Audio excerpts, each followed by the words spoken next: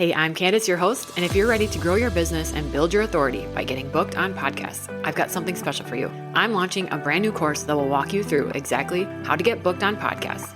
Everything from identifying the right shows to pitching, preparing for interviews, and leveraging your guest appearances for growth. Plus, if you sign up for the waitlist now, you'll get early access to the course and these special bonuses.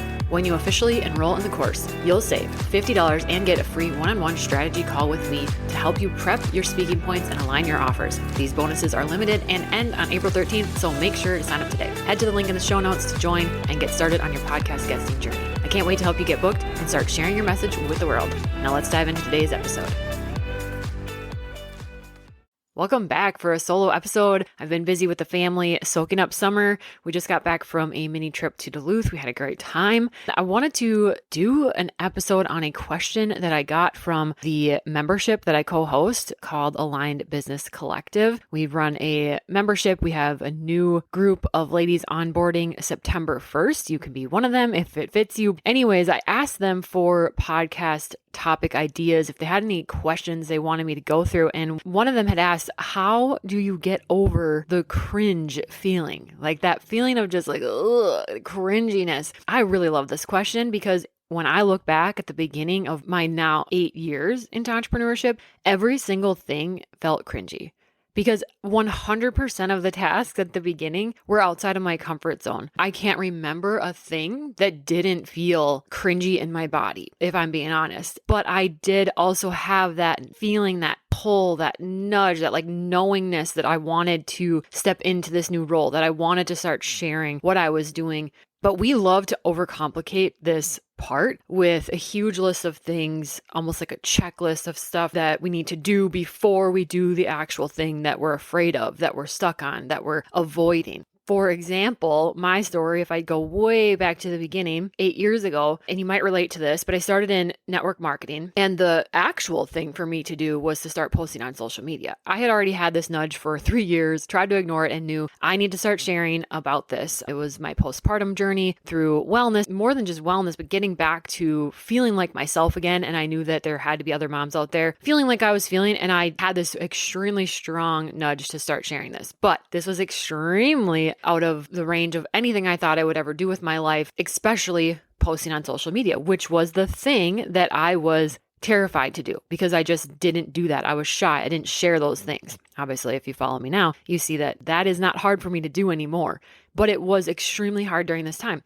Here's the story. I didn't want to post on social media so badly that I made up this list for myself to do and accomplish, almost like I set this bar that I had to hit. And I literally remember telling myself and my coach at the time, if I complete this list, and one of the things on there was to complete one of our new workout programs that our company had launched, and it was like 6 weeks of intense workouts and following a strict meal plan to go along with it. And I was like, if I can do this without missing a single day, without any misstep, then I can be a coach and then I can post on social media. And I literally had this thought in my head and I thought, this is smart. This will be a true test to myself. This is what I'll do. I can reflect on this now and see that I was literally self-sabotaging myself. I was setting a bar that, if I'm being honest, I knew I could not hit. That was going to be my easy out because that was a way for me to just say to myself, well, see, yeah, you didn't make it, so we're not going to do it. That's how we decide. It was self-sabotage. I wonder what you are doing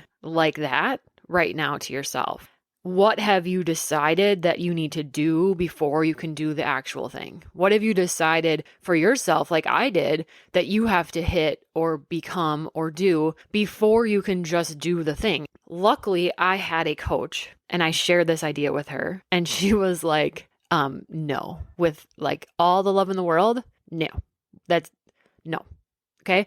You do not need to do that because the people that I wanted to help, would I ever have an expectation of them to do a 6-week workout program, never miss a day, never make one tiny mistake in the meal plan? Absolutely not. I was never promoting being perfect. So why would I set that bar for myself and say, this is the hurdle you have to get over before you can post? No, truly what was happening was I didn't want to post on social media that bad that I was creating these random expectations and checklists to do before I was going to say I could post on it. That gave me a reason why I wasn't posting yet, because it's harder to say, well, I'm just scared and I don't know what people are going to think if I start doing this, than to have this list of say, well, yeah, but I got to do this before this, and this makes sense. And so luckily I had her to be like, no, and she talked some sense into me. But so many of us don't have that.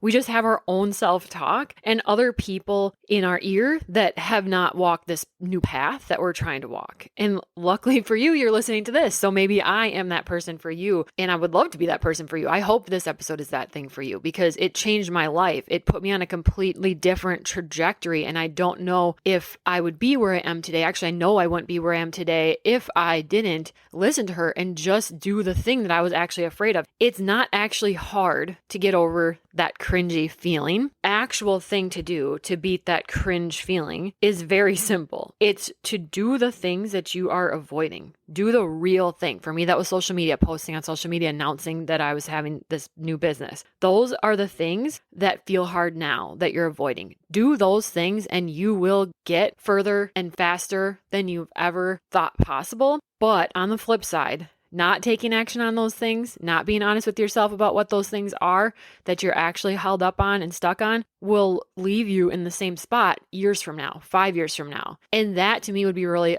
sad and a shame, because if you have this on your heart, I just know already that you have the capability to do it. It wouldn't be on your heart. I was just journaling this morning, and the journal that I made for myself, you can grab it on Amazon. It's called the Year of You Journal. And I have little reminders at the bottom of the page. And the one today said the door wouldn't be opening if you couldn't do it.